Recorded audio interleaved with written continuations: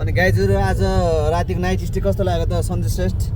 कस्तो लाग्यो त आजको नाइट स्टे? सुत्नु पाएन? बिहानको भ्यू कस्तो लाग्यो त जखेवाबाट?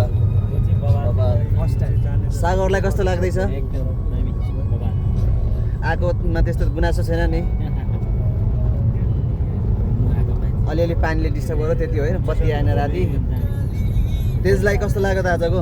मलाई अहिले ग्रुपमा हिँडेको मध्येमा अहिलेसम्मको सबैभन्दा बेस्ट रमाइलो होइन, मिठो भात। अनि भात त अब खानेकुरा त त्यस्तै हो होइन, समय धेरै लिएर पनि मजा लिएको दिन आज क्या। तपाईँ छोटो समय आज लामो समय पनि राम्रो चाहिँ आज हो।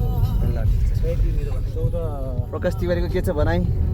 त्यसलाई त प्रकाश तिवारी गिट्टे बालुवाको खुट्टामा हुनुहुन्छ उहाँ अहिले भ्याउँदै हुनुहुन्न। पुरै अहिले असार लागेको छ ठेकदार साहबहरू। अनि हाम्रो यता चखेवामाथि चाहिँ यस्तो छ है, पानी परेको परैले।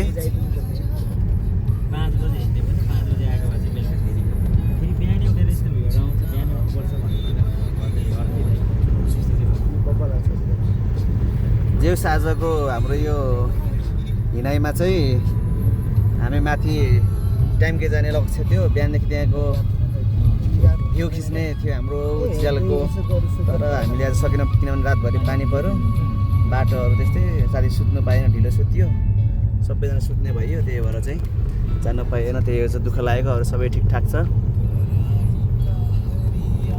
हाम्रो साथीभाइहरू पनि पछाडिबाट आउँदै हुनुहुन्छ सबैजना।